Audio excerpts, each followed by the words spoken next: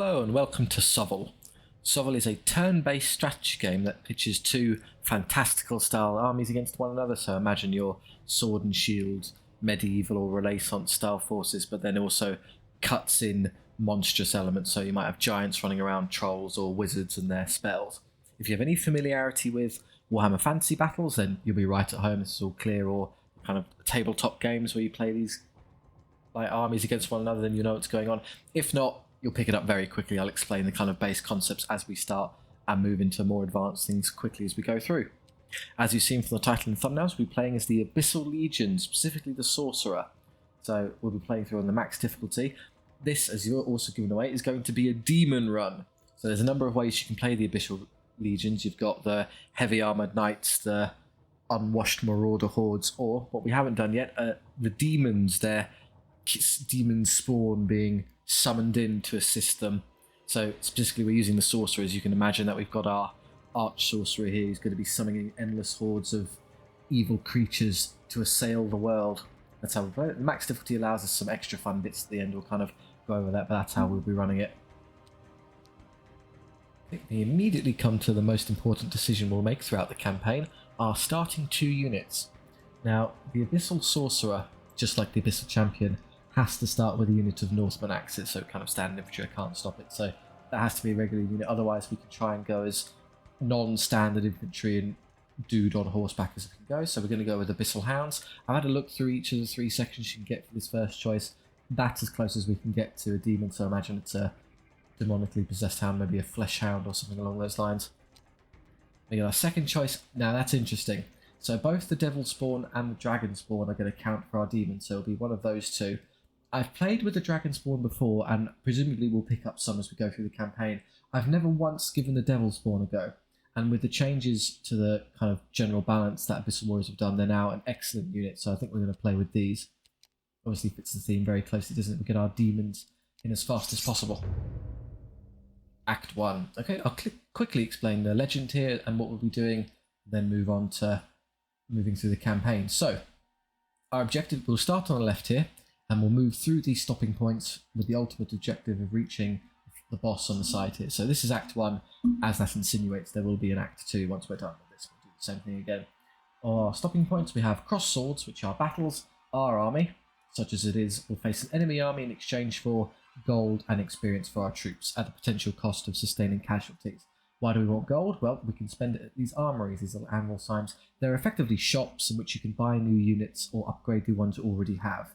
So if you need more gold, you can take elite battles, these swords down, which are equivalent to standard battles but harder in exchange for more cash. You can instead go to a random event, which is impossible to explain in advance, but it can be any one of things. So you can encounter a forgotten tomb with treasure inside, risks consuming your infantry, or a pack of monsters you can kill for a magic item, mercenary bands you can hire, things like that. So we'll go through a couple of these throughout the campaign for a bit of added spice. And then last but not least are these campsites. So instead of a fight, you can rest at a campsite. This will heal everyone in your army at least once, and then you're given a choice between either a point of experience for each troop or a second round of healing. They're excellent for replenishment, but typically you want to avoid these, as if you're doing well, you don't really want to go through them because you lose any chance to generate gold. So if your army's taking a horrendous kicking, then fine, you might be compelled to attend some campsites, but otherwise try and take as many fights as possible. So with that in mind, of course, we want as much gold, because the more gold you have, the more units you can buy and upgrade, the easier it is to win fights and generate gold, the more units, etc, etc. You get a kind of positive snowball effect moving in your favour. So we're going to try and navigate our way through here, taking as many battles and generate as much gold as possible. So let's see. Well, we have a kind of northern path and a southern path. We can get 3 fights in a row here, which is great, and then another 4th one, an elite. We're forced through a campsite, and then a 5th one there. So that's 1, 2, 3, 4, 5, 6. We could try going down here, which is 1, 2. We get a random event there. 3, 4, 5.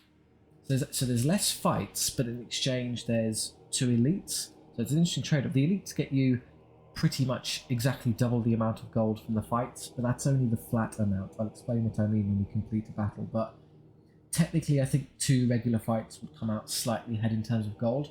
They're also better for experience because the elite gets you more gold, but it's still only 1 experience point per troop. So we're not going to benefit from getting anyone leveled up faster by going through these. SOVL is a game that wildly rewards you leveling your troops, the increases are exceptional, especially for the Abyssal Legions, as we'll see as we play through. So I think I'll go for the higher number, 1, 2, 3, 4, 5, 6, and then I'll have to, well, I'll take what, 1 random event and 1 campsite, as opposed to 1, 2, 3, 4 random events. That's just a bit too much. So yeah, we're going to come up here, we lose 1 elite, but we get more fights, we get more gold. That's our army, so we have our 2 units of dogs, the Blood Fangs and Black Claws, accompanying Mordak the Vile as our Abyssal Sorcerer there, and his Mordak's Berserkers, his accompanying swordsmen, and the cream of the crop, the Sanguine Carnage, our Devil Spawn. Call them there you go, they're nice and red like Carnage itself. So we'll take that into our first battle. Against Roaming Brigands. Again, so the little image there usually gives away what it is you'll be facing, so unit of swordsmen at least, and then I happen to know there'll be a unit of archers. So the entirety of the game of SOVL is dictated by the rolling of 6-sided dice, so of course the very first thing we do is we each roll a dice. Me and my opponent, I rolled a 4, they rolled a 2, we rolled that to determine to see who gets to go first. I rolled higher, so I get to go first. What that means is once I deploy all of my units, in the deployment phase you put all your guys down in this box here, I'll be able to move the first unit first. So in terms of deployment, against Roaming Brigands, there'll be a unit of swordsmen in the centre. That's not too concerning. What I'm more concerned about is that there'll be a unit of archers tucked on one of these sides. So what I'm going to do is I want my Northern axes to be the one the archers target, because it's the toughest thing I've got. Devil Spawn are remarkable in terms of damage output. I'll go over what these statistics mean shortly, but suffice to say for now they are incredible at killing things. Not so good at sustaining punches, however, only 1 wound with defense 3, which is very low, so we need to keep them out of the line of fire. Same with our hounds, also great attacking things, not quite as good as a spawn, but not bad, but again, really fragile. So I want these to be the target. I'm going to be kind of brave and assume that should do. They'll be probably over there. No, they're on that side, fine, okay, you're going to shoot one of my dogs, I can't stop it.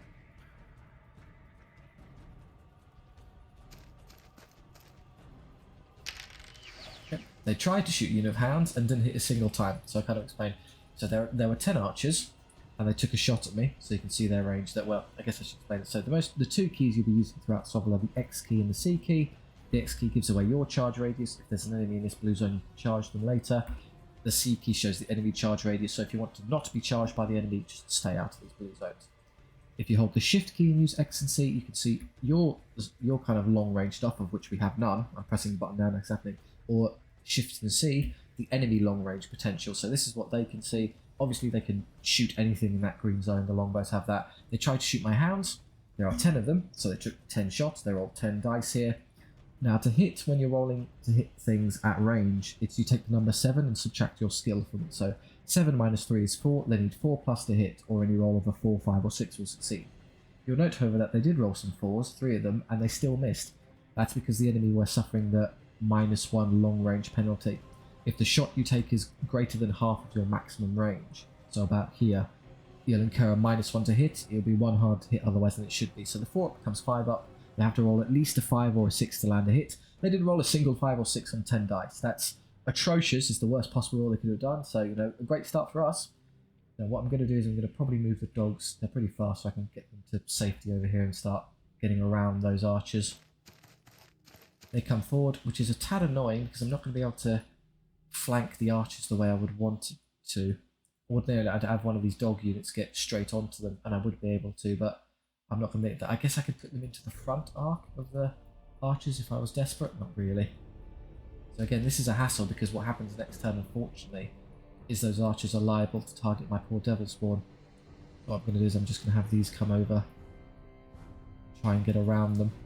Eventually I'll have someone flank this pesky archer unit. You get to there and then I just have you back away because I don't want them to be shot.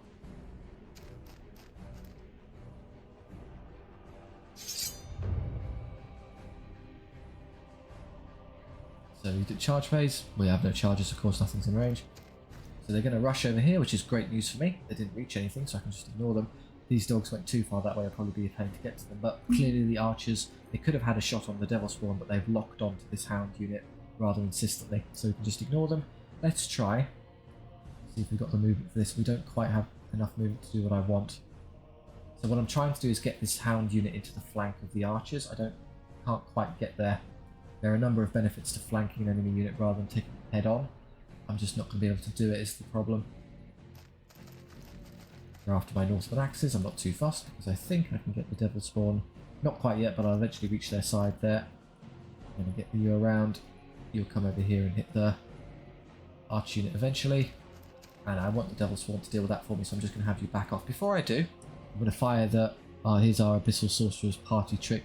Mordak going to fire a Shadow Bolt in these swordsmen. So 3 shots at power 4, and then automatically hitting at range 18. So let's do.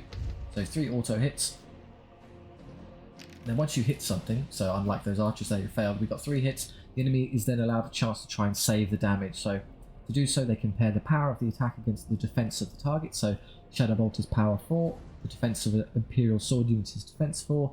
Power and defense are equal. When so, the enemy has a 4-up save, or a 4, 5, or 6 will succeed. It's exactly 50-50 chance of succeeding because power and strength are equal. Roll a 3, 1, and a 6. The 6 succeeds, that one survives. The 3 and the 1 fail. 2 swordsmen were blasted by malignant energy and blown to bits. Move out the charge radius now because I don't want to be charged. Now here, unfortunately, I'm going to have to make a choice. Do I take the archers head on, or do I allow them to shoot me to try and flank them? And honestly, their shot at range is identical to being facing them in combat, so I think I may as well just charge them. Eventually I'll get another unit over there to help as well. I may sustain some casualties because of that, but never mind. Yep, they've made it very easy to flank them there. But can I get into the rear arc? No, it's going to be a side charge, it's fine. And you'll come rushing over to help your fellow hounds. This turn or next turn. And then you can just move away and shadow bolt this unit again.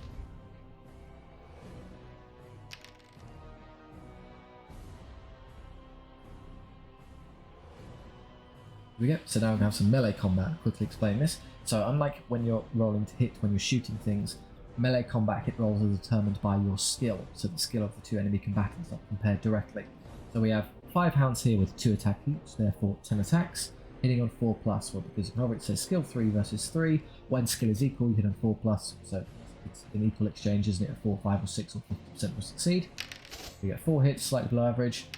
And then for attack, so we're power 5 on the charge. I'm just going to let this roll. So your power is determined by whatever your base power is plus any bonuses. So fangs, charge bonus, plus 1 power. So our power 4 became power 5, which is great. So we have more power than the enemy defense, which means they only get to save on a 5+, or a 5 or 6 succeed. They didn't roll any, so 4 archers got minced. Now, unfortunately, they rolled hit us back with their own 10 attacks. They were also hitting on 4s. They hit much better than us. They hit 7 times. And again, it's for power and defense. It's power 3 against defense 3, so they're equal. I get to save on 4+. So fine, I take 3 wounds. I win by 1. So yeah, the hounds, and then because they lost, they had to roll a discipline check, but they hold on. Hounds really can't beat things in direct combat. They haven't quite got the teeth for it, so that's why you want to try and flank. I couldn't get there this turn, so I'm just going to have to sacrifice a unit. I'm holding off on the Devil Spawn charging for a good reason. That's why, because I kind of suspect they'll probably turn around and do something silly. What I can do now that they've wasted their own time is I can start and Shadow Bolt them again, fail. Now I'll give the Devil Spawn the perfect rear engagement here. Mess them up, guys. And then here, let's try and get you into the back arc of this pesky archer unit and show you what these hounds can really do. This isn't going to go well for us now. We get 2 hits, killing 2 of them, very good. 3 hits. Oh, we still win by 1. Well done, some hound. The enemy still hold. So this break test is determined by your discipline minus how much you lost by. So the discipline 7, they lost by 1. They had to roll a 6 or less. They rolled exactly 6, so they're fine. That's those sorted, and that's those sorted. You will now be devil spawned. Congratulations. Just in case they miraculously hold on here, I'll get this unit in a position to flank them. Here we go. This will be much better this time. So the 1 remaining Blood Fang kills an archer out of spite. And is now going to die because those 4 archers decided to absolutely slaughter him. But never mind, we have 5 more Black Claws, hitting perfectly averagely 5 or 10 times, killing the unit. On my one, and then over here, right, so I'm kind of explaining this. So we have superior skill to the enemy. The Devil Spawn start at skill 4 as opposed to the enemy's meager skill 3, so we hit on 3+, so any result except a 1 or a 2 will count as a hit. We also get to reroll failures, that's because of our frenzy ability, so reroll missed attacks in the first round of combat, so hitting on 3s, and any 1s or 2s we roll we're allowed to roll again to try and convert them into successes, so you're allowed to re-roll. And then after that, because we're not going to stop it, I'll explain now, we've gone up to power 6 because we have a base power of 4, and great weapons give you +1 power permanently, and then +1 extra power when charging, so 4 up to 6. Against enemy defense of 4, they'll be saving on a 5+, because we have better power to their defense. So the initial roll is 9, re-roll is 12 and 15, and then 5+, 11 of them die instantly. That's the whole unit, wiped out to a man. Brutal. Okay, so we lost the hounds, but so we'll be able to fix that in a moment. I'll show you how. So at the end of each round of combat, you get a flat sum of gold, a point of experience for all of your troops. If you've sustained some casualties, you get a little bit of passive healing. So I lost 5 hounds, I got 2 back for free. And then you're given a choice. You can either rest units, so you can heal them as assigned by the value provided there, or you can loot, which is take extra gold. So that unit of hounds with only 2 obviously isn't viable, so we'll put them back to full strength.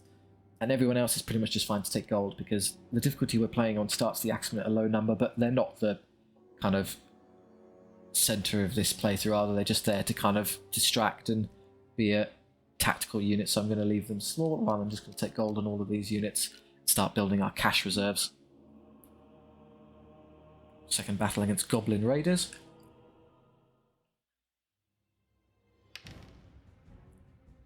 Then first, that might be convenient, it depends what they're armed with. So Goblin Raiders usually are units of Goblin Wolf Riders, so that they'll be on the flanks and they'll be quite quick, so I want to flank them.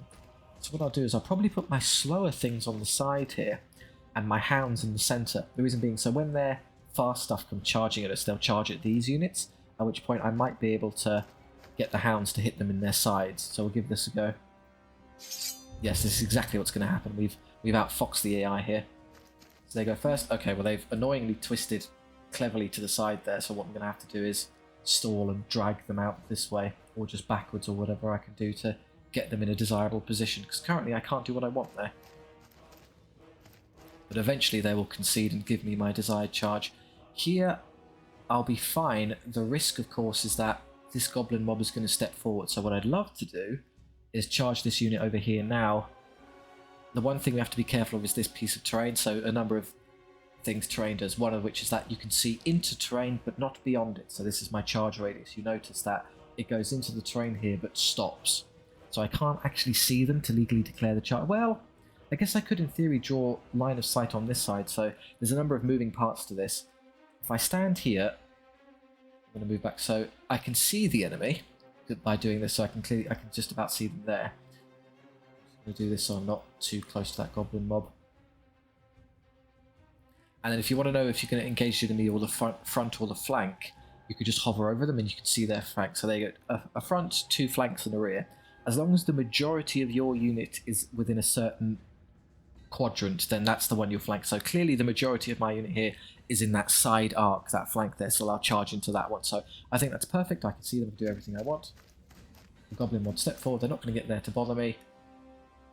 Okay, I'll start moving these devil spawn over to deal with them. Get you over here. That's not good. So they'll be able to charge me, but we'll have a solution for that, and I'll show you momentarily. This unit, I would love to have you start coming up here. The woods here are going to be annoying, but there's not much I can do about it. I'm just going to have to get in there and have them slow me down. Hopefully when this unit moves here, it will move into such a way I can slip by them. For now we're out of charge radius, which is good. Okay, so the enemies hit my devil spawn on the side, which is terrible. Oh no, they're about to inflict massive casualties. No problem. So one of the many benefits to charging an enemy in the flank is that it counts as an intercept charge. So what that means is that any charges the enemy are attempting to perform are cancelled. You cannot charge anything when you're being intercepted, so they're stuck in place. So we've beaten them there, and then I don't need to charge anything else. Okay, they're just continuing to inch forward. They're doing this because they can see both units, so I'm just going to have to suck it up and move this over here to force them in one direction. Eventually I'll get the flank I want here. This unit is rather cunningly moved towards my devil spawn. I was hoping they'd go somewhere else so I could flank them. So what I'll do is I'll wait for this unit to break. Maybe I'll leave them here just in case this Goblin Wolf Rider unit holds on. I can use them to kill that. And then eventually you can just see that it's not that one that I care about, it's this one. So we're safe from that unit, don't worry. See there, a few minutes, so they're not going to I can just charge those if I need to help. And then here, you're within radius of this, so let's get out of the way for now. There you go, we're safe. And we'll see whoever... Oh, just in case, I'll put you in a position to flank rear charge that. We shouldn't need it, but might as well have the contingency. Here we go. So we flank the Wolf Riders, which is great. We're still equal skill, so 4+, we still have 10 attacks. 6 hits, not bad. And then better power to defense, doing 5 wounds. The Wolf Riders have 2 each, so that's 2.5 dead. One of the many benefits to flank charging is that the enemy don't get to fight you with all of their guys, rather only the guys contacting you directly. So only one Wolf Rider got to attack me, which is why they only got 2 attacks, and they didn't roll any hits. They rolled a 2 and a 2, so they did nothing. Now here, yes, I could recharge the Goblin Mob, but I'd rather have that unit deal with this, and they're probably going to turn in a bad position, so I'm just going to let the AI position badly and counteract. Good, they do exactly what I was hoping they would do there. Now you come over and do the same in this direction. And they come, what I can only describe as the wrong way. This is a problem. So I can't actually reach them with the Devil Spawn, which is frustrating. They're a bit too slow. What I'll have to do instead is I'll have to put the hounds into their back to save those hounds from being charged. And you're obviously going to be safe here because they're never going to have the chance to do anything, so you might as well Shadow Bolt now. The auto hits at power 4, it might be able to kill off a Wolf Rider. We do, excellent. Doesn't make much of a difference, it just... Maybe if you can get them below 5, then that technically denies them a rank, so you'll be okay. They've charged me there. Now be careful. So you can only declare an intercept charge once per phase. So if I did this now, they would then intercept me, which cancels my charge. I could then intercept them, which works. But then when they charge this unit again, I won't be legally allowed to declare the intercept, so that unit would be basically scuppered. So to make sure that doesn't happen, what you can do is you can lock this unit in place first by doing this. Now this unit's safe, now you can intercept them, you're okay.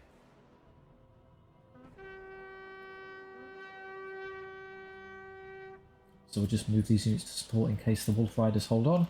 You cannot do any shooting attacks into ongoing combat, so this is why they're not a valid target, so no being cheeky and squeezing a Shadow Bot into there.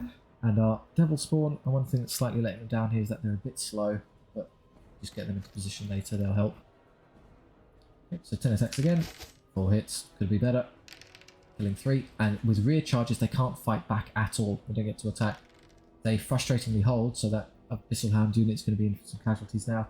Over here, even less attack, so dear oh dear. Did 2 wounds. Don't lose any hounds.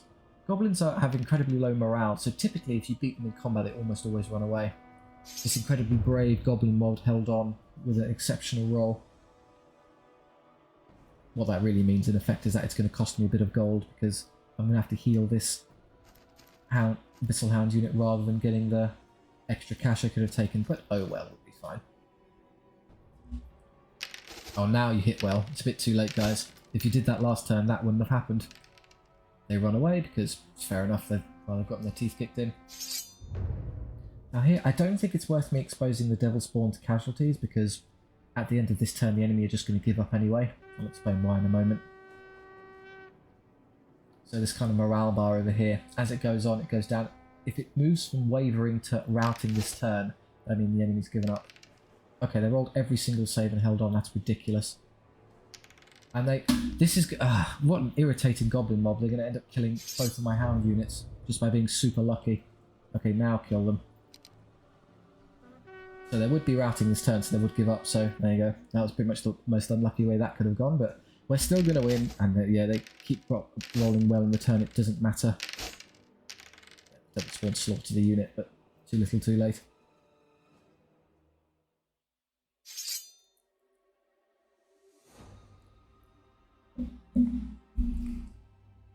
So we've amassed enough experience to begin leveling our units, so I'll show you how that goes. So the Blood Fangs, when you level up you get a choice. You can either take one of these 3. This is pretty terrible for us, I'm afraid, because they're all bad ones. So replenishment is when you're taking casualties you can regenerate more, but the regeneration's already fine. Loot is whenever you press the gold button you get 5 more, and then Discipline is probably the worst upgrade in the game. It's Discipline only comes up if you're losing combat, and you don't want to be playing the game in such a way that you are losing combat, so never really want to be used, so we'll just take the gold, I suppose. And Black Claws have levelled a bit better, so we have gold again, Discipline again, or skill, so we'll improve their skill from 3 to 4. That helps massively because we've already seen a pattern where they are rather struggling to actually hit things consistently. So I'm going to improve their skill, and the Devil Spawn levelled.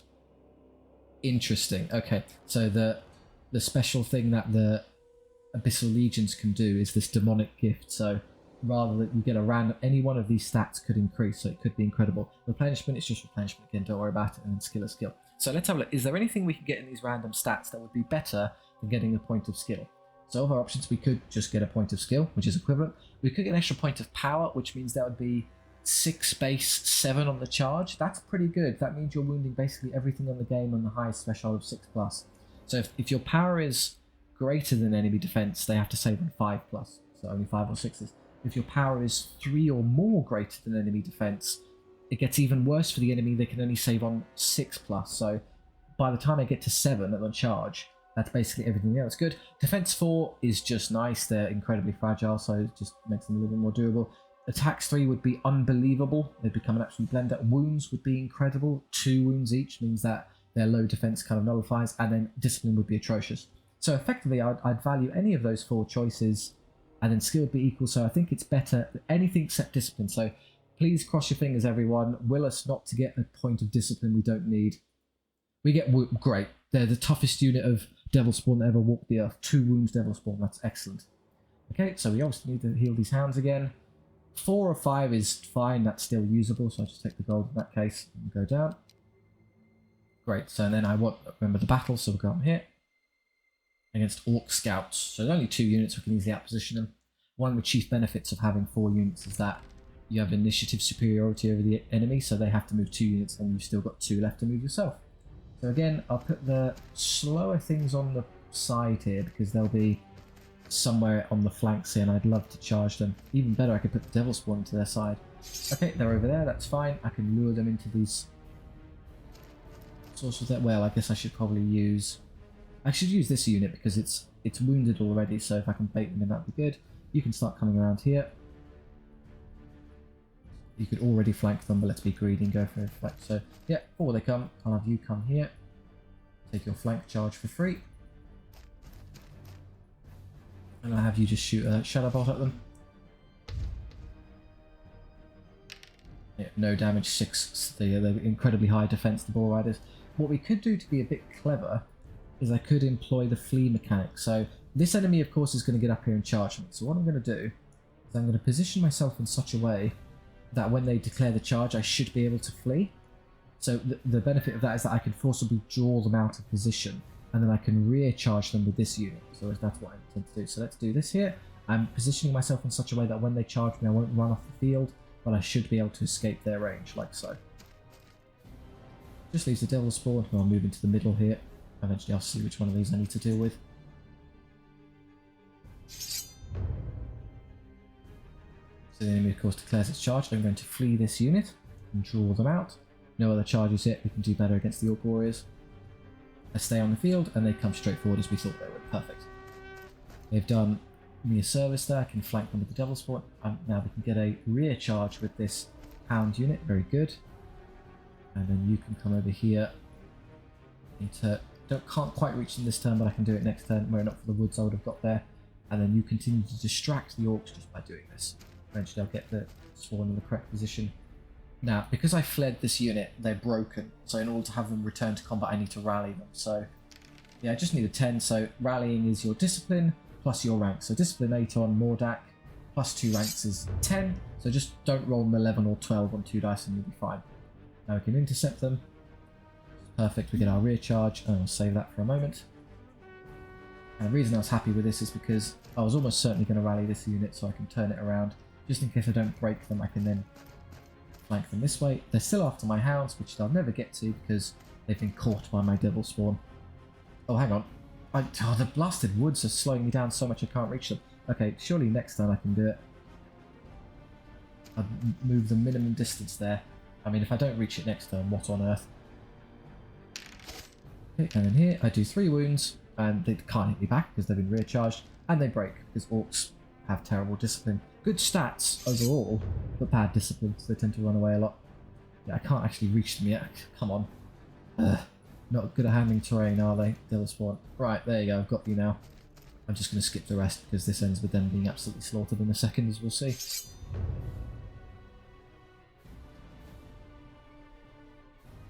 So unlike the high skill And more importantly, the rerolls of the Devil Spawn mean that I'm basically guaranteed to wipe this unit. You have to get incredibly unlucky. I was about to say biblically unlucky, but that's not very appropriate for demons, is it? Demonically unlucky not to break this unit. So 13 of 15 hits, which is 15 of 15 hits, full house, killing, what was that, 11 of them. Yeah, they lost by 12. They'd have to roll -5 on 2 dice to stay in battle. I don't think that's possible. So they break, all enemy units broken, game over. Perfect battle. We're getting through them with no casualties now. Mordak and his accompanying berserkers have leveled, so what can we do here? Perfect timing. So the character has some special things. So plus 5% gold is whatever that flat sum is, so 64, there you get 5% extra. Very little in the grand scheme of things, it's not great. Discipline is still atrocious. Why would you want Discipline 8 to 9? You basically pass all your morale checks anyway. Or Recruiter. Newly recruited units gain an additional level, so that's fantastic. When I buy a unit, which is what I'm just about to do, they'll immediately come out with a level, and SOVL massively rewards you for leveling up, so that's good. Here, you're doing fine, in all honesty, so I think I'll just take the skill, make them a little bit more competent in combat, if they happen to get stuck in combat. And everyone is healthy, and we're about to go into a shop, so take all the gold. Very good. Let's see what we get. Okay, I don't quite get my demons, but I guess you can count a dragon as a demon. I don't think that's terribly inappropriate, so that's fine. It goes on the sorcerer, which is a bit weird, having a sorcerer be a combat lord like this is a bit daft, but never mind. So again, we get our free level. Gold's not an immediate priority, and then wounds, we get the random stat. So is there anything better than wounds we can get in the stat? Skill would be nice, because, I mean, it's already skill 5, so going from 5 to 6 is a bit niche, but you could, in theory, encounter skill 5 stuff, so it would help. Power 6 up to power 7 is okay. I mean, it would be power 7 on charge anyway, so that should be power 8. So if you're up against like tree ants or things, it's a bit niche. Defense 5 to defense 6 is fantastic. Extra attacks would be amazing, and extra wounds is equivalent, and then discipline's terrible. So stuff that's either equivalent or better, with only discipline being bad again, so I think it's worth it over the wound. We've already got 7. Cool, we're now a particularly strong dragon. Why not? Okay, and we can have a little bit more gold for upgrades. I immediately give the Devil Spawn here the Banner of Swiftness, because the problem we're having with them is that they're just not getting into combat in time. So speed up, guys. Get a move on. Otherwise, I want to play Plate Barding for the dragon, because being only defense 5 is pretty awful. Being defense 6 is a crucial breakpoint, and I'll show you why in a moment. Otherwise, that's it. We can only buy Banners of Valor, and I don't really need them. There's our new Sorcerer on Abyssal Dragon there. There, Ashen Claw. It goes up defense. It means anything, because again, remember that if you have power is 3 or more greater than enemy defense, they save on 6s. It works inversely as well. If defense is 3 or more greater than enemy power, you save on a 2+, or only the result of a 1 will hurt you, which is amazing. It means that you can basically tank a whole load of damage, which is great. We'll take that dragon into our next battle, see what it can do against a bandit gang.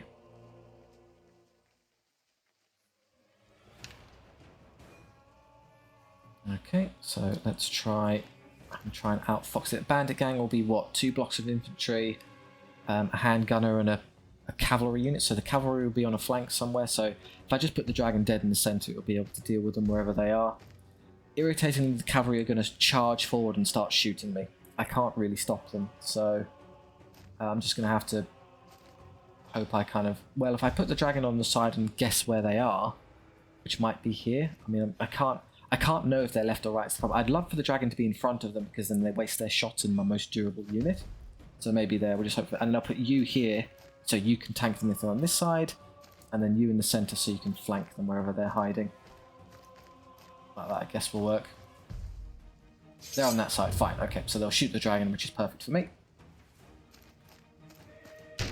As will the handgunners move forward. They get an unbelievably good hit roll, and immediately do 3 wounds. Ouch, okay, not bad. And okay, let's just move this unit first, stall them out, force them to do stuff. Before they come. Yeah, I can flank that unit now. That's more reasonable for the hit roll, given the distance. So they kind of got a bit lucky there. Now I can move. I can get 20 movement and fly, so pretty great. I can get right up here and flank the light cavalry. Now I'm going to basically kill them in combat anyway, so I'm just being a bit cheeky here and see if I can... Can't quite reach the handgunners to roast them, I'm afraid. That would have been... Oh, there you go. I'm going to beat them in the fight, so doing damage to this is actually more useful. The dragon is a fire breath attack, of course. It's a dragon. And, of course, the sorcerer still has his shadow bolt, so you might as well throw that out as well. All saves. Enemy are doing a really good job at saving all the damage I try to dish out. Before they come, I don't really care about that. I can just probably lure them. If I can lure them away so I can flank them with the Devil Spawn, that would be ideal. They got to there. I was waiting to see where they would move because I might be able to flank the annoying unit of handgunners. It will be difficult because of the wood slowing me down, and because I'm not going to be able to get quite past that unit yet. I'll have to do it next turn. And you kind of stay sort of where you are. I want to get them into that big unit of spearmen and hack them to death. We knew they were charges, but we can easily intercept them. And that's all we need for now. They've gone what I can only describe as the wrong way. It's made it very easy to reach them, but let's just see where these other units move first. Good. I can't quite get there because of the wood, so I'll give it a go, see what we can do. Well, if you come around here.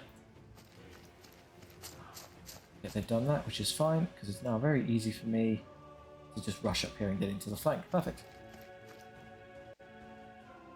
Well, if I'm lucky, they'll turn and face that way next turn, so if I just kind of hedge my bets a touch, I should be able to get through them and catch them, because I can't quite get into their majority side this turn, so it'd be a front charge and we take horrendous casualties against spearmen.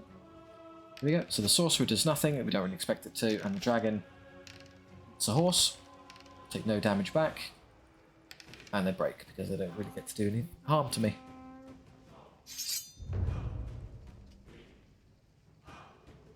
Handgunners now. I could charge them straight into the back, but I'd rather fly over and do some range damage first.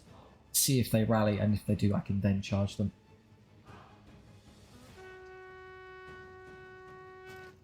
Perfect, you made it very easy to flank you. I appreciate it. Except this annoying unit has decided that you're a good target. Okay, in that case, what I might do instead is I might put the dragon back here.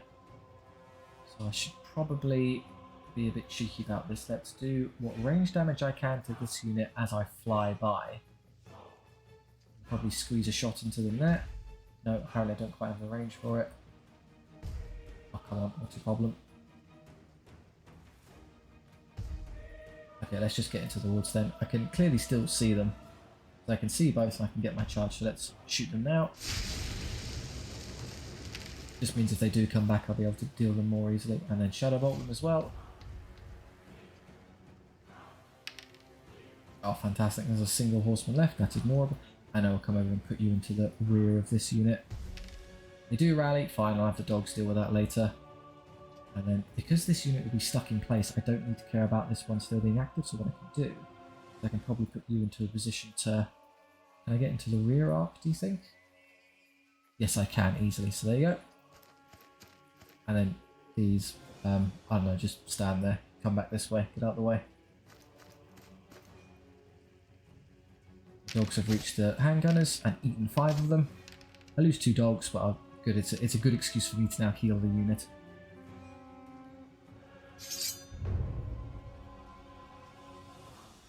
Stick that foot knight unit in place, thereby allowing my spawn to massacre the spears. Do I want to rear charge this unit? Probably. It would save me from being shot by the light cav, and they might rally, so I might as well.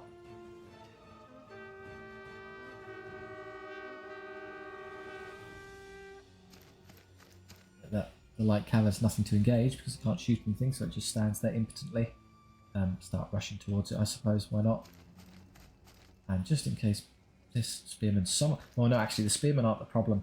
The more likely you need to hold on are these foot knights, and put you there to rear charge those if they turn around.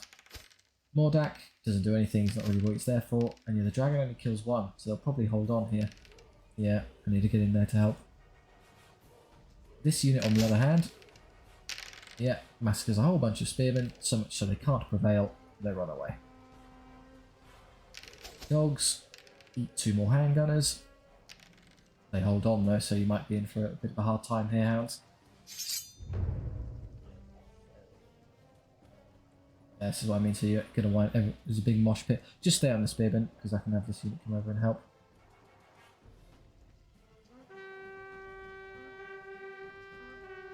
Maybe not this turn, they're a bit slow. Okay, fine. Sorcerer does nothing. The dragon eats a foot knight. Takes no damage because we're defense 6, so they can barely hurt us. Yeah, in fact, all of their attacks there did nothing until we're fine. So the foot knights hold. But the light cavalry took no actual direct injury, ran away. What a coward. Handgunners are fine. And my dog, okay, so they lost the fight with handgunners, oh dear, oh dear. Over here, yeah, they die a lot again. So unless they roll miraculously well.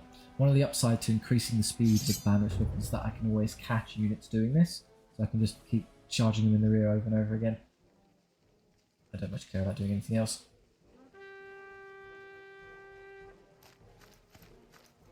And you just in case that unit rallies. I can't reach them yet, unfortunately. No, they're still running, so just go for the handgunners instead.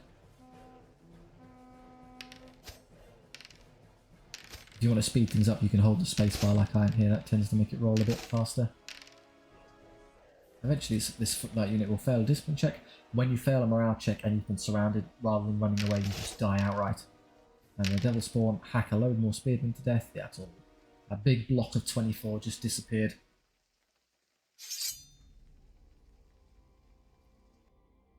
So I can fix the hounds easily enough. The dragon took all of the shooting for me, so no one else got hurt. Much appreciated. I only get 3, not 4, which is unfortunate, and I'll have to heal you as well.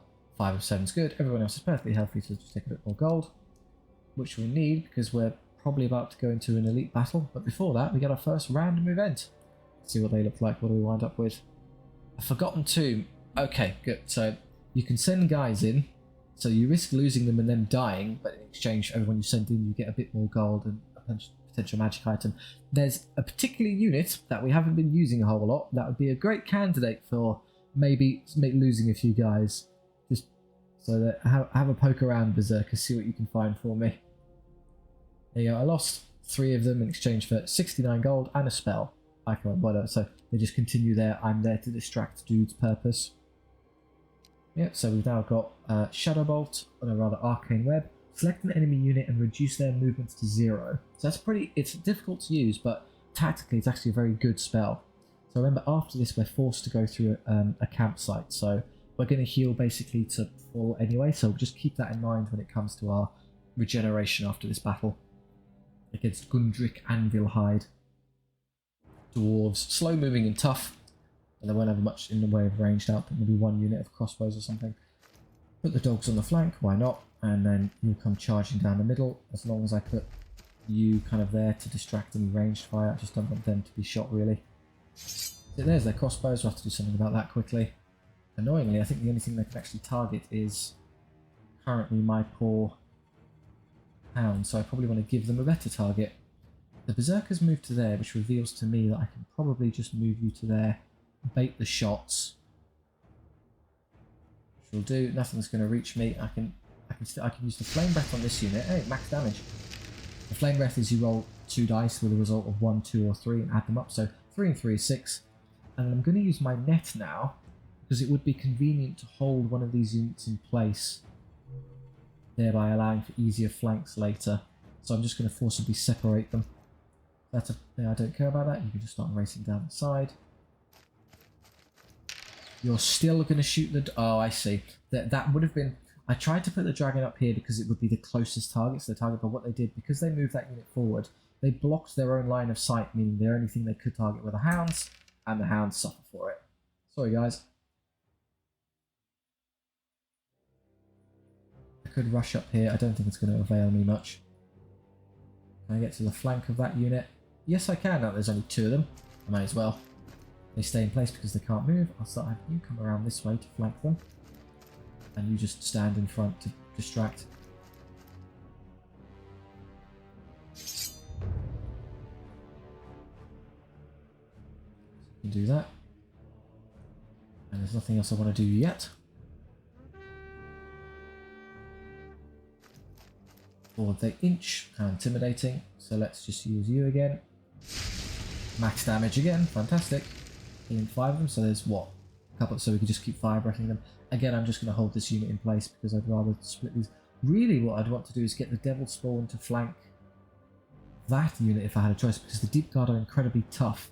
So much so I'm going to need the Devil Spawn to deal with them for me. So probably just web these again. They're going to try and move but sort of fail, so I'm just going to fly over here. So annoying, they shouldn't be able to move, but I think the AI is kind of cheats a bit and is allowed to twist itself where otherwise really shouldn't be able to, so I'm just going to get you over here.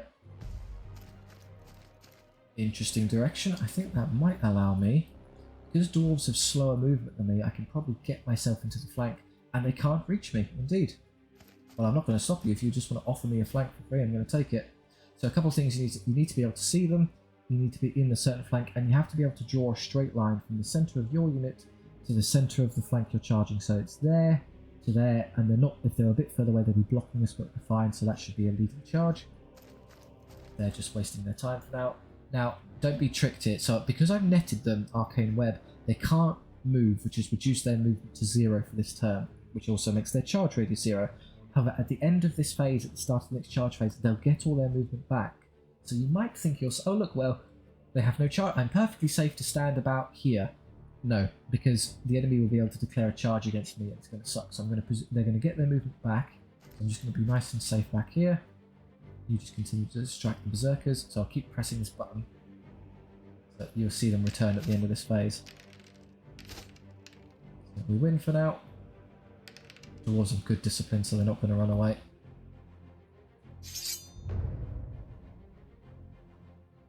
I'm going to deal with that pesky deep guard unit.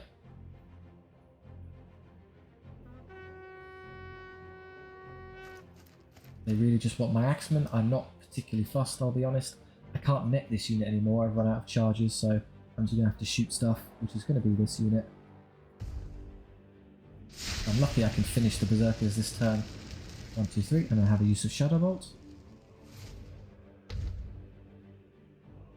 Don't roll 444. Got him. Good. Never had to engage them in combat. So this unit is yet to move. Now either it will face one of these units, and I'm just going to, well, I'll probably just actually have you come help the hounds over here because they're bound to lose, aren't they? Good. They're just going to waste their time chasing the dogs around and never catch. I don't want the dogs to fight their head on, they'll lose, but they can hold their attention well enough. You're now free to charge up the centre.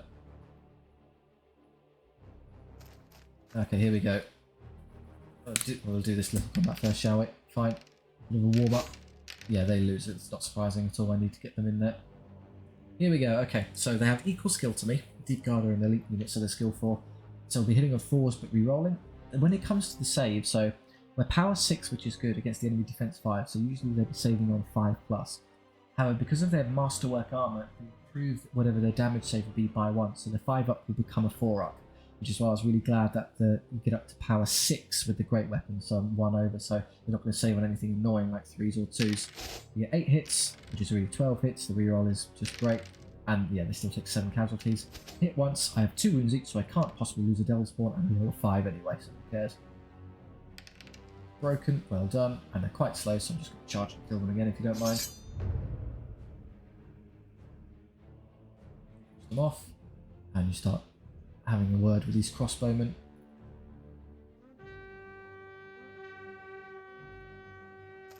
They're still after my hounds. You're never going to reach them, I'm sorry.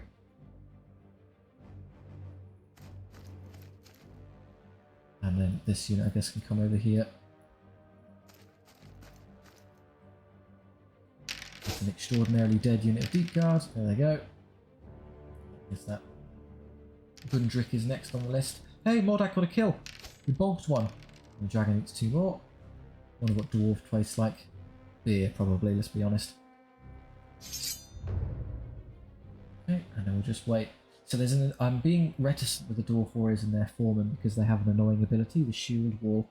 Activate once per battle, commander weapon re-rolls damage save. So for a turn become like iron hard, their nails. So I'm just going to shoot them rather than charge them. Still after me there, but I should now be able to. 1 unit in their back. Yeah, they rally, that's fine. Still have Fire Breath and 2 use Shadow Bolt. 1, 2, 3. And Shadow Bolt the last 2. Dark Magics. And some Dead Dwarves, very good. So, I don't think I can break them with only a single unit, so what I'm going to do is I'm going to put this unit into their flank. And then you can stand there. I'm going to double charge them. The reason being, with their shield wall ability, they're overwhelmingly likely to hold the first round of combat. If you only engage them with one unit, they'll then of course turn around and fight that unit, which would kind of suck for us. So if you hit them from two flanks simultaneously, even if they hold in combat, they can't reorient themselves, they're stuck. So there goes their shield wall, they reroll their saves. I guess they'd want to move over to this side to try and get into this flank. Not exactly likely to succeed. Maybe you can do it there. Let's try. So then you just kind of cheerlead at the side there. There you go. So the character gets to fight the side even though he's not in base contact as a special exemption, so he kills 2 instantly. How annoying. The axemen don't get any damage and lose 3 in total. Fine. And then the double spawn do the real damage hit 5s. You get to reroll. So yeah, a couple less wounds than we'll have taken. I think the devil spawn can overwhelm them. No, 5 they actually held on. But because the enemy sustained so much damage, they moved to routing this turn. They've given up. They just don't think they can win anymore, even having an active unit.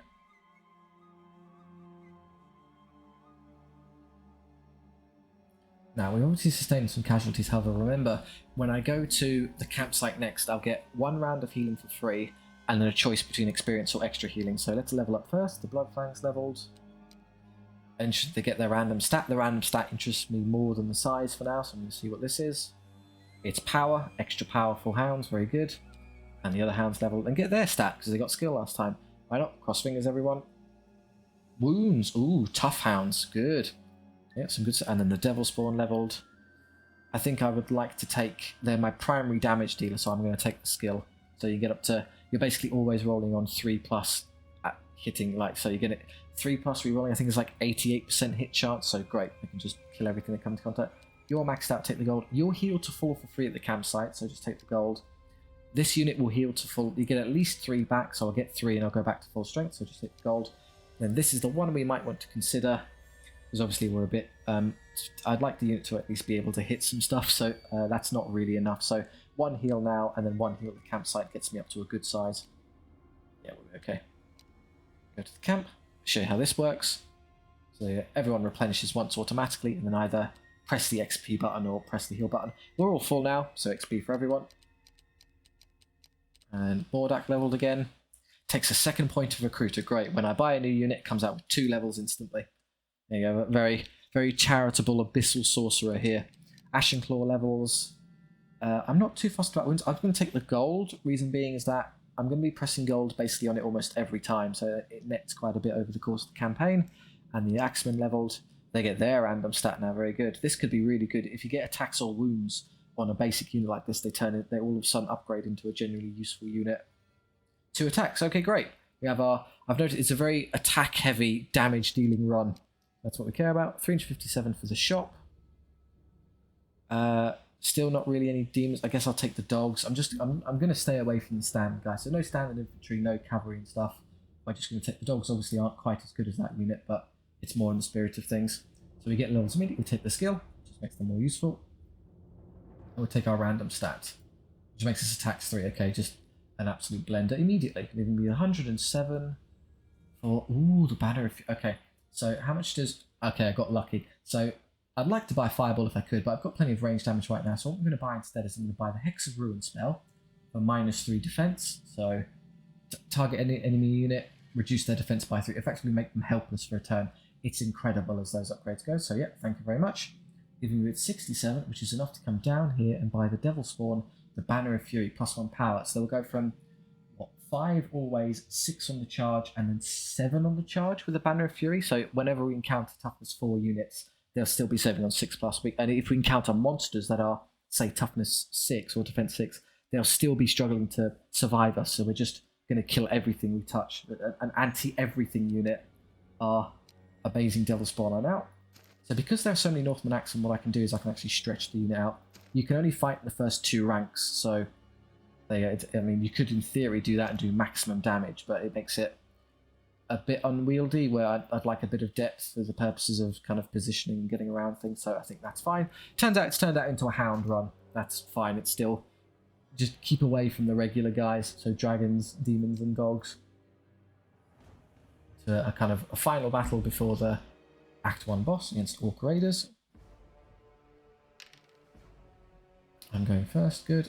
Now, now one of the benefits of the dragon being able to fly is that you can ignore the negative penalties to movement incurred by difficult terrain. So when your movement is cut in half when you try to move through this, but not so for our dragon here. You can just ignore this and go through. I'll put the hounds on the flank. I need to tell the difference between this now. So you're the one with 2 wounds, you're nice and tough. You're the one with the extra power, and you're the one with the extra attacks. So you're probably the best in terms of durability. You're the best in terms of damage output, and then you're just... Power is just worse than attacks, I'm afraid. I mean, they are power... They'll get to power 6, which is pretty useful in some instances, but I think the extra attack on guys, it depends what you're up against. If it's defense 3, you'll prefer the power. If it's anything else, I think you prefer the attack. So, a good split there. And then you just kind of fill space here. You can distract something with this and then flank them with that unit. Okay, so we have a chariot. War riders, so fast on the flanks. They'll come forward. I can easily flank them with something. So let's just stall by doing this first, I guess. I'd love for the Devil's Spawn to hit that Orc Warrior unit. The Hounds here could pretty easily get into the side of that unit. In fact, I might be able to double charge them, which would be very funny. Once I wait for this unit to come forward, so I'm going to intentionally wait with this one because they're going to charge the closest thing there. So I'm just going to wait with this one. Good, they've moved. Ah, they moved in that annoying way. Fine, okay, you've won. I'll have to do it this way again. Put you into the flank of this ball unit. There you go, I've got you there. They've come barreling for this chariot, which isn't very smart because it's pretty easy for me to just sort of get around you, I'm going to be honest. And before that, do I want to net that unit in place first? Or Hex of Ruin something? Probably not. It's not really worth it. No, I mean, we're just going to get around. I actually want them to come forward because I'd rather... Well, no, I think if I Arcane Web them, it splits them apart, whereas if they just move in lockstep, it's hard to flank stuff. So yeah, I'll Arcane Web it now. Might as well make my life easier. And you just come forward and... I think with my range damage, I could probably just shoot this unit to death without having to touch it. Well, not like that, but you get the gist. Done. They can't move, and then this unit, they're going to charge my Northman Axes. The good news is I'm not particularly concerned because what I think I'll do is I think I'll flee them and then I'll get this unit into such a position that I can get an easy rear charge next turn. So it's a way of getting through this without sustaining any casualties. I'll just do it like this. And then you eventually want to get some good charge on that big block. They're your intended target, aren't they? So just start coming around here and getting to their flank.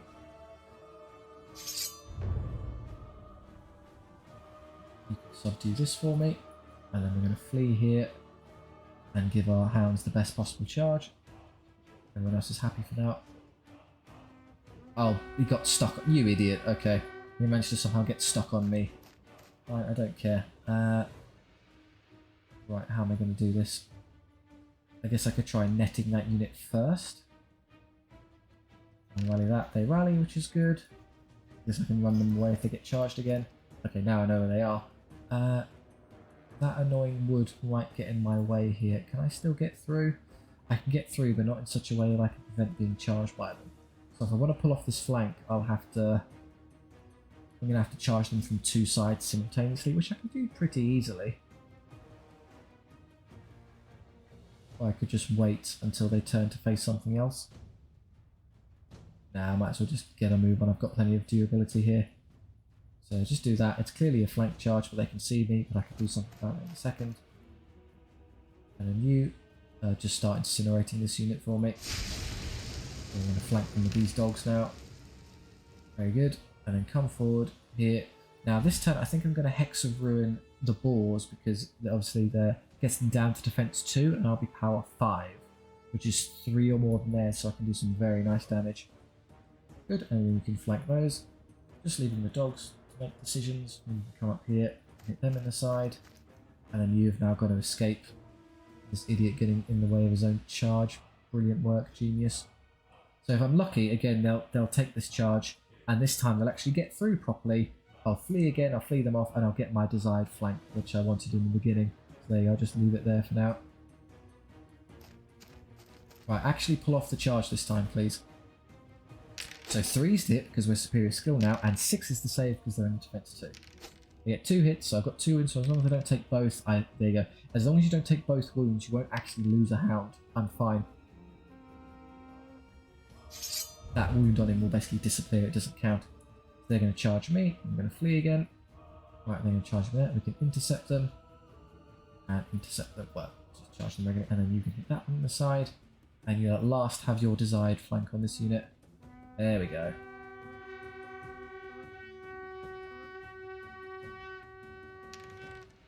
Pause rally, no problem, I can do something about that. And you come over here and you can hit that one in the back. All I really wanted. Right, now spells. So it's just a case of Hex of Ruin. They're defense 4, so now because I have the Banner of Fury, this unit starts at power 5, is going to add 1 because of the Great Weapons to power 6, and then add another one because of the Banner of Fury, so power 7. So power 7 against defense 4, I'm already 3 or more better than their defense, so reducing their defense by any more is irrelevant, and the Dragon is also power 7 will go up to 8, so irrelevant. It would only help the Sorcerer who gets his piddly 2 attacks, so no thanks, I'm just going to save it for... I could help this unit, it would be power 6, it would change their save, or I could save it for when I charge the Bull Riders, which is honestly worth more to me, so I'm just going to do it that way around. Yeah, so Mordak's not there to hit things, don't worry. 14 of 15 hits, killing 14 of them. Okay, great. You get 2 hits back, I've got 2 wounds, so as long as I don't take both, I only take 1, great, I keep all my Devils for. So this unit has absolutely had it. Yeah, they're basically all dead. I take 1 wound, which is not a problem, I'll show you why in a moment. Minus 12 or lower. Best of luck. Here, same skill, but good hit, and then power 6. Yeah, kill 5 of them. Should be more than enough. I do lose a hound, that's okay. They break.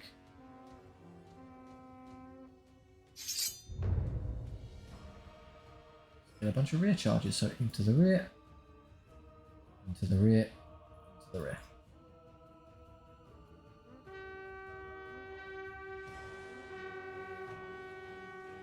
In terms of my Hex of Ruin, well, there are only 2 left there, they'll probably die. The Chariot can't hit back, you probably survive, but has poor discipline enough that will run away. So really this is the only one I'm concerned with. I don't want the Bulls to turn around and menace my dogs. So, be gone, wretched creatures. And then can I get through here to... Yeah, I'll help with this just in case it survives. Nothing to shoot because we're locked in combat, and the Devil Spawn aren't going to reach anything, so leave it. Good hits. And yeah, amazing damage because of Hex of Ruin. Over here, that is a dead unit of Orc Warriors and Chariot. Oh, we have 3 attacks each now. I have 15. That's great. Did 4 or 5 wounds, so it still managed to survive. But yeah, that extra attack is a big deal. In fact, if I combine that with Hex of Ruin, so high number of attacks and low enemy defense, that might be enough to kill. I need to reassess. They can probably punch up higher than I can remember. So full strength units obviously take the gold. 4 of 5 is probably fine. I mean, it's not the high attack unit, so you can just use them as a bit of a distraction. Good, we're generating some serious gold now, which is good. We're going to the Act 1 boss, which is Marius the Undying, I know from that symbol. So, undead.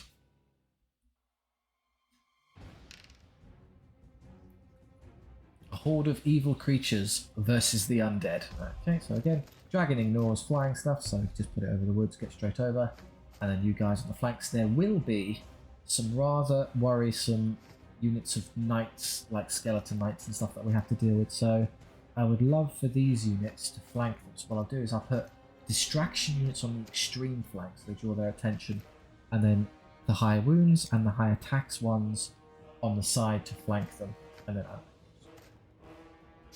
there's dogs, and knights there, so we're going to get a flank into those, plus a whole bunch of those. Now the enemy has so many more units that I'm allowed to pass, and they have no ranged potential, so I'm just going to pass and just not care. Nothing they can do. So you'll probably come forward as well. I'd like to see what they do, but I don't quite have that kind of leeway, so what I'm going to do instead is I'm just going to put you into their flank and slaughter that hound, that direwolf unit. Abyssal hounds are in fact better than direwolves, as we're about to learn. They don't reach us there, which is good.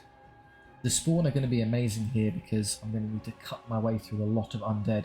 Undead, unlike other units, they don't run away, they're reanimated. So rather than when they lose combat, they don't run, they just lose 1 to 3 extra guys.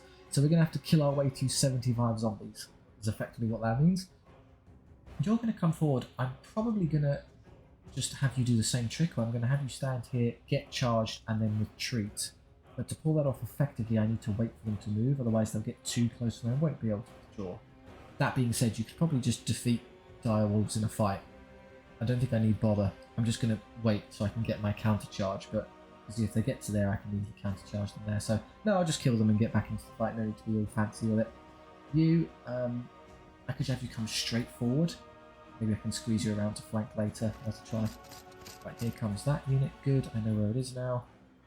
You can now come around and flank them. I'm concerned about, I'll probably get caught by that annoying bit of zombies there if I come this far forward. So what I'll have to do, I think I'll have to bait the skeletons a bit first by doing this. Good, I know exactly where they are. Come forward and smash them. That's both of those dealt with pretty easily. And then there's just stuff in the centre that's going to be an endless nuisance. I don't suppose there's any way I can use that as a sort of benchmark to see what they can see. What if I came further to the side here? Would that allow me to see around the building a bit better? I can see them there, and I don't think, fortunately, they're not actually going to be able to stop me. So I think that works. Yeah, that's okay. Give that a go, why not? Although what you'd love to do is you actually rather get one in the rear and one in the... No, because this is... There's 20 wounds worth of skeletonite here for me to deal with, so I really can't afford to have it... I can get a flank now, which is great, but I won't do enough damage to really bother them, and then they'll turn around and kill my dog. So the only real way to deal with this, I think, is that if I get one in the side and one in the back, or two in the side, so try and think, if they come forward, they'll be front facing this way. What I could probably do, I might be able to eventually get one of these dogs into their back, and then I can maybe slip the other one into its side. So just be careful, that should be safe from them coming forward. Yeah, I'm safe there, I can get around later. And the dragon can start doing some desperately needed clearance of these zombies, because this is going to take forever.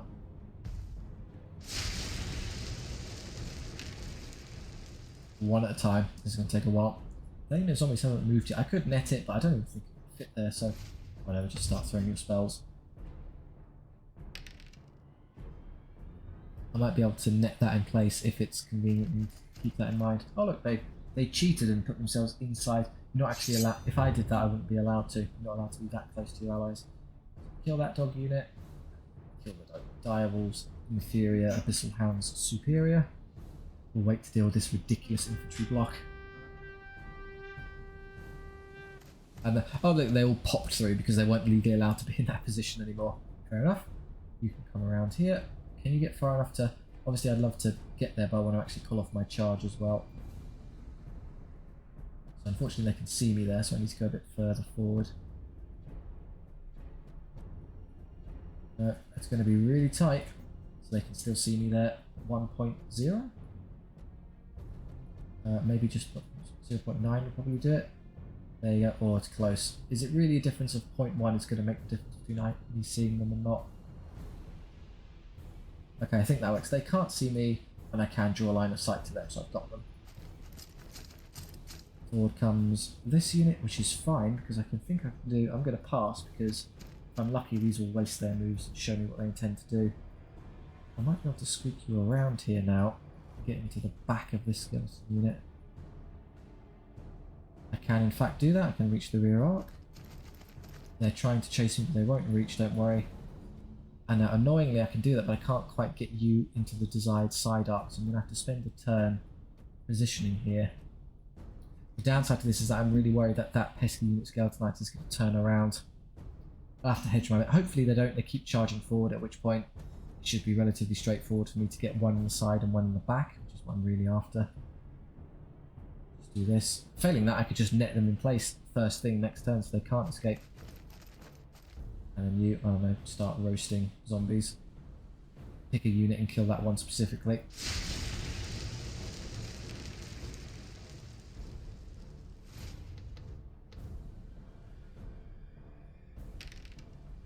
Now, because I intend to use this unit first thing next turn, I don't want it to be close enough to them such that they can catch me, so I'm going to have to just withdraw pretty severely here.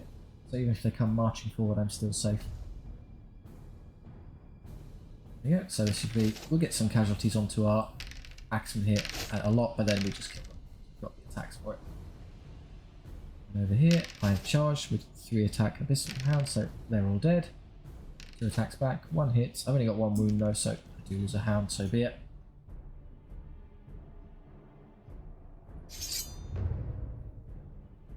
Good, okay. Now let's start cutting our way through this line. I'm going to hold off on you for a moment. So as I don't use the Skeleton Knights first, I get to go first. Good, okay, so freeze them in place. Do you want to try and get your shot? I don't really want to get any close to them without accidentally. Well, I think, no, my shot radius there is longer than their move radius, so I should be able to do this. Oh, I don't know.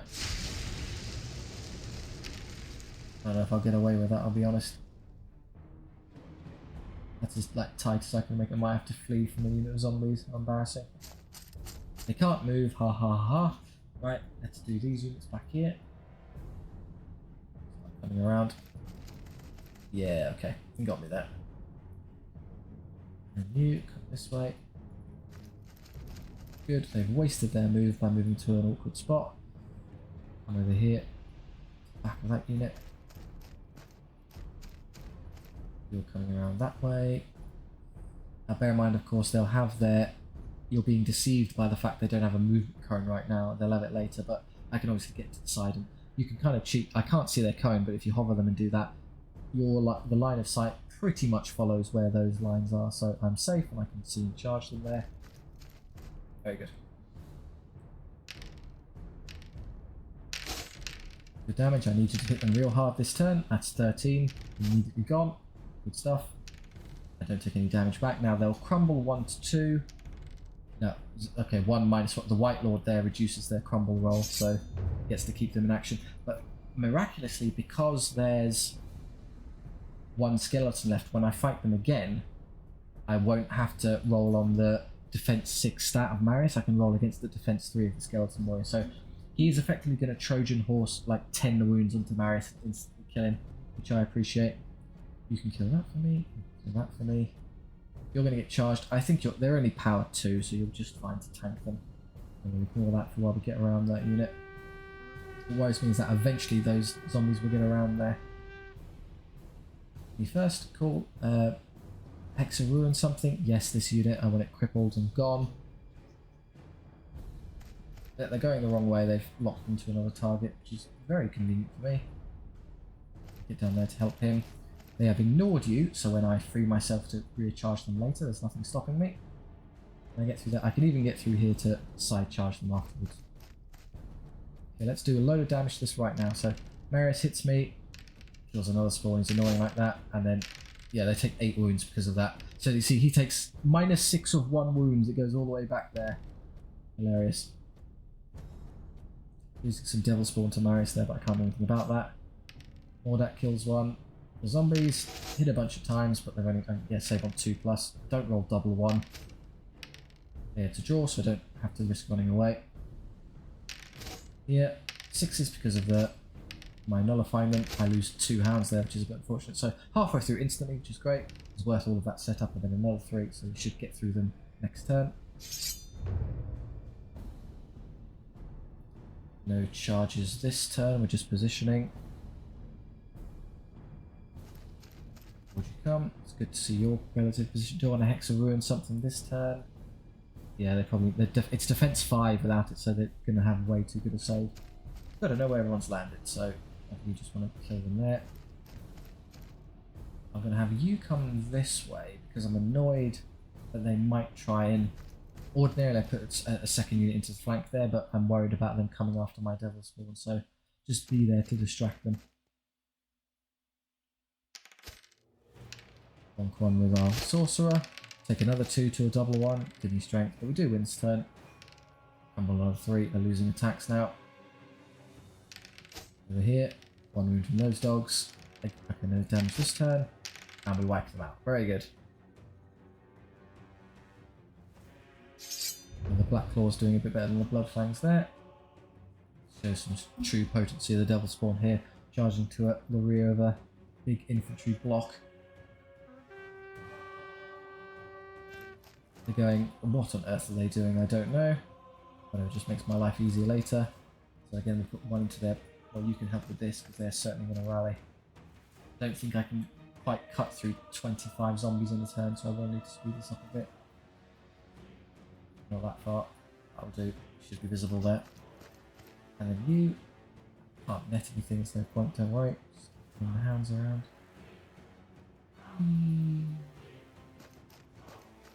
Around. Eventually we'll get a beneficial charge on this unit. Do it. Another wound from the sorcerer. No damage this turn because they're running out of zombies, and they have to lose at least one, so there it goes. Yeah, so 13 attacks now I've lost. So you get 2 attacks each, but you only get 1 attack from the back rank, so that's why it's 2, 4, 6, 8, 10, 11, 12, 13. So losing those 2 doesn't lose me too many attacks. I keep re-rolling. 10, and then power up 7, 6s. Yeah, it's just going to take a while with that number of them. I would like, if I can increase the size of this devil spawn, that would be good.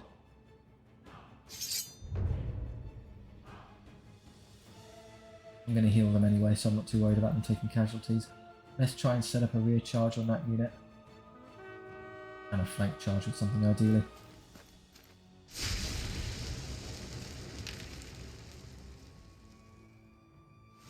Honestly, at this point I'm kind of inclined to just fly around and burn them to death. There's no actual cause for me to get stuck in direct combat.